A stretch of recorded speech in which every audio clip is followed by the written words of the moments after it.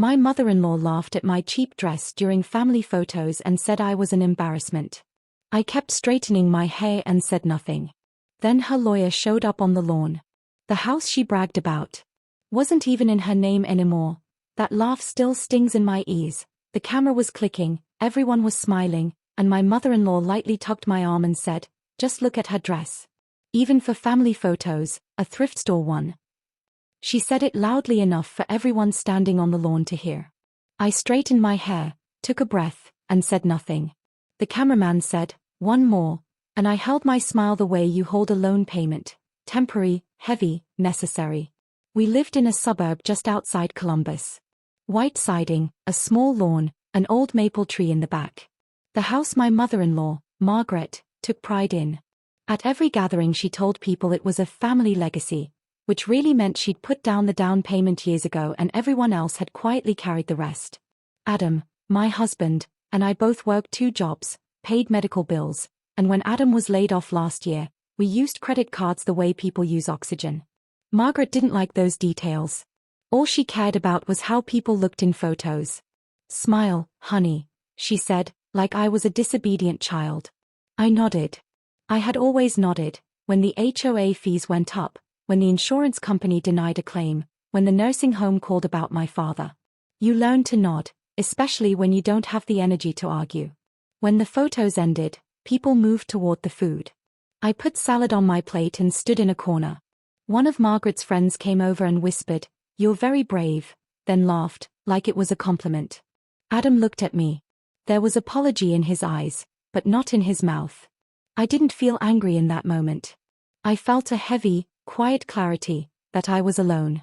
And somehow, that feeling was painfully clean. 2 weeks later, on a Friday afternoon, I was mowing the lawn. My phone vibrated in my pocket, unknown number. "Is this Lena?" a man asked, his voice formal and rushed. He gave his name and said he was there to deliver some documents. I assumed it was the HOA, or a mistake. When I opened the gate, a man in a suit stood there holding a folder.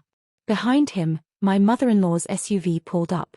She stepped out like she was walking onto a stage. "Why is a lawyer on my lawn?" she asked, her voice carrying the same old authority. The lawyer opened the folder, read for a moment, then looked up. "I'm here regarding the property title." He spoke to me, like he actually saw me, for the first time. I turned off the mower. When the noise stopped, the truth became audible. "The house isn't in your name," he said, calmly and clearly.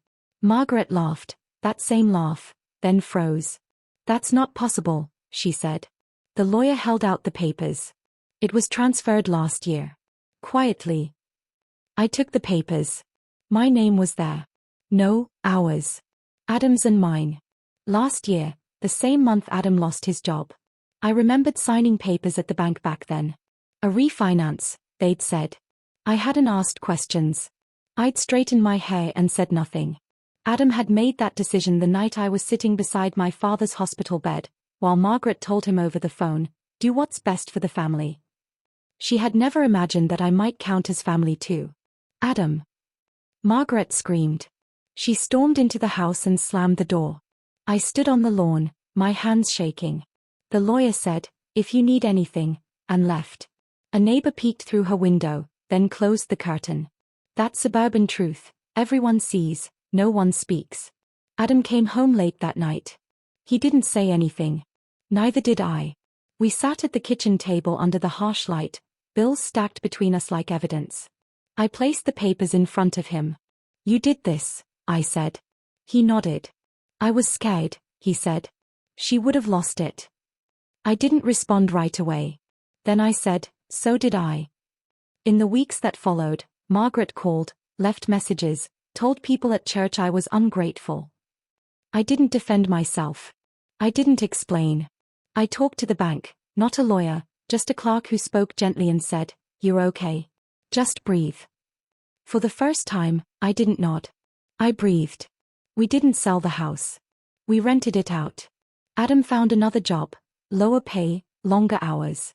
I applied for a community grant to help with my father's bills. A woman on the phone said, "We've got you." These weren't big miracles. They were small, stubborn moments where you stand upright instead of folding. 6 months later, there was another family gathering. I didn't go. Adam went alone. When he came back, he said, "She asked about you." I straightened my hair and looked at myself in the mirror. The same dress. Not new. But mine. "Tell her I'm fine," I said. Now, when I stand on the lawn under the maple tree, I don't hear laughter. I smell cut grass, hear children playing in the distance, and feel that quiet strength inside me that I had buried for years. The house she once bragged about is no longer a story about ownership. It's my breathing space, a place where I don't nod, where I speak, and where my smile isn't for a photograph, but for myself.